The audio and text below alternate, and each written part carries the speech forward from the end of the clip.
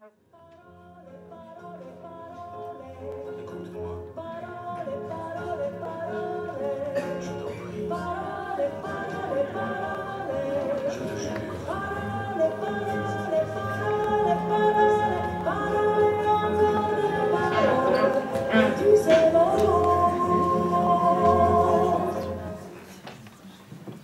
non, c'est un peu court, jeune dame.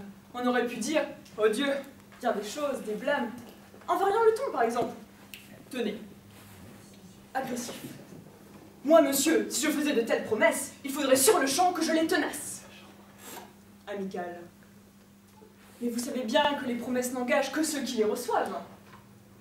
Descriptif. Il nous ment, il nous berne, il nous dupe. Que dis-je, il nous dupe? Il nous fait des promesses. Curieux. De quoi servent ces mots dans le vent? De promesses, monsieur, ou de douces arnaques? Gracieux. Aimez-vous à ce point les mensonges que, paternellement, vous vous préoccupâtes de tendre ces conneries à nos petites pattes? Alors, si vous n'avez pas encore compris où je voulais en venir, je vais être un peu plus clair. Hollande nous avait promis la croissance en 2013, vos parents vous ont sûrement promis un avenir radieux, un vélo pour Noël, que sais-je. Eh bien, on vous a berné, voilà. On vous a fait des promesses qu'on ne vous a jamais tenues. Donc, vous avez voté pour Hollande, vous avez très certainement fait des études brillantes, ou pas d'ailleurs. Vous avez été sage pendant 3 mois avant Noël, pour enfin découvrir que ces promesses n'engageaient que vous, que votre naïveté. Devons-nous pour autant nous indigner?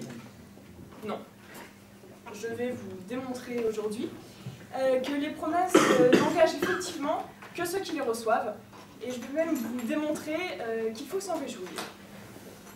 Alors, tout d'abord, voyons un petit peu les concepts mis en jeu dans cette maxime, dicton, enfin, comme vous voulez l'appeler. Alors, hier, quand j'ai reçu le sujet, j'appelle mon ami Google pour savoir un petit peu qui est l'auteur de cette magnifique citation. Alors, sur ce coup, il m'a un petit peu déçu, parce que d'un côté, il me dit c'est Chirac en 98, dans un article du Monde, qui aurait prononcé cette phrase pour la première fois. D'un autre côté, il me dit que c'est Pasqua en 90. Ensuite, j'apprends que c'est Henri Queuille, en fait, dans les années 40, qui aurait prononcé en premier cette phrase. Finalement, j'ai atterri sur des histoires de Barbier, qui aurait berné un de ses clients avec une histoire comme ça, enfin bref. Quoi qu'il en soit, l'auteur de cette citation n'est pas un homme cynique, comme on pourrait le penser au premier abord quand on lit la phrase, mais plutôt, je pense, un fin philosophe. Donc, je vais vous montrer pourquoi. Alors déjà, je pense qu'il est important de distinguer promesse et engagement. Alors oui, juste ne vous affolez pas, enfin je ne vous promets pas de sueur, ni de larmes, ni rien, c'est juste, faut juste accrocher, voilà. Donc, ah oui, par contre j'ai fait des petits dessins, parce que à l'Amiens Business School, enfin je suis désolée pour ces petits enfantillages, messieurs, mesdames, les jurés, mais on aime bien les petits dessins, les jolies couleurs, les slides, tout ça. Donc, j'ai fait des jolis dessins. Voilà. Donc, distinguons engagement et promesse. Engagement. Donc, comme je l'ai très joliment dessiné, un engagement s'effectue dans le cadre d'une institution, d'où l'Église. Voilà. C'est quelque chose qui suppose un échange, une réciprocité. Donc, un engagement s'effectue effectivement dans le monde organisé des hommes, dans la société, ce genre de choses. Par exemple, le mariage est un engagement. On peut penser à des engagements commerciaux, par exemple. Donc, à chaque fois, il y a une forme d'échange, de réciprocité. Tout cela sous couvert de la société, du monde, du temps, de l'institution, donc d'où les petits symboles. Voilà. Maintenant, passons à la promesse. Alors, la promesse, donc déjà, ça peut être assimilé au don. Oui, alors, c'est Sartre qui dit ça. Enfin, en fait, c'est Kant. En fait, Kant a dit ça avant Sartre.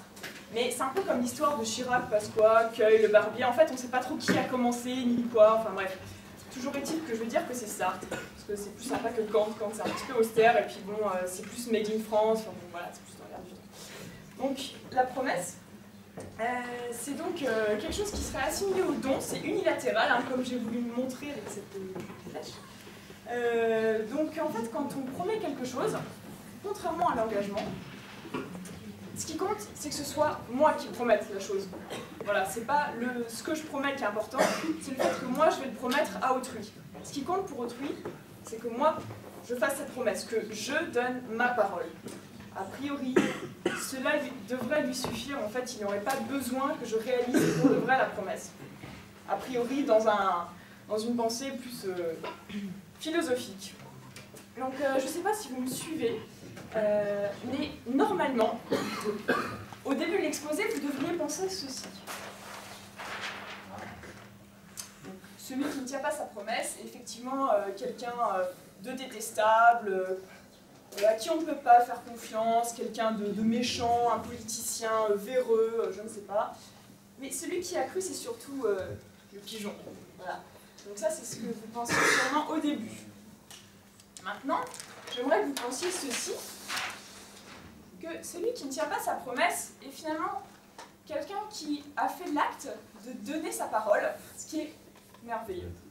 Et celui qui a cru est vraiment, comme j'ai écrit ici si joliment, de l'ikigai, voilà. Car effectivement, ce qui est super quand quelqu'un nous fait une promesse, c'est qu'on y croit au début. Donc on est joyeux, on est heureux, on a de l'espérance. Par exemple, je vais prendre un exemple, ceux qui, mettons, ont voté pour Hollande au présidentiel. Quand ils ont vu que leur candidat avait été élu, il y a eu une effusion de joie, du bonheur, enfin bref, de l'espoir. Tous les médias balançaient espoir, espoir, espoir, espoir. C'est finalement ce qui comptait sur le moment.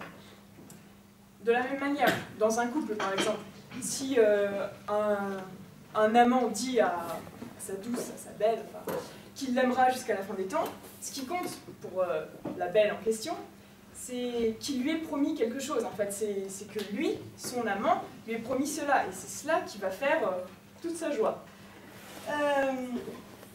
Donc, si vous me suivez jusque-là, vous aurez normalement compris que finalement, le truc super, c'est qu'on nous fasse des promesses. Ce qui compte, c'est pas qu'on les tienne, forcément. Donc, pour conclure, je dirais que effectivement, les promesses n'engagent que ceux qui les reçoivent, car ils les engagent sur un petit peu une voie de l'espérance, une nouvelle dynamique. J'espère que vous avez été relativement convaincus, mais je vais vous dire quelque chose avant de me rasseoir. Faites des promesses, ne les tenez pas. Personne ne vous en voudra, puisque de toute façon, ça aura engagé un espoir, et l'espoir fait vivre.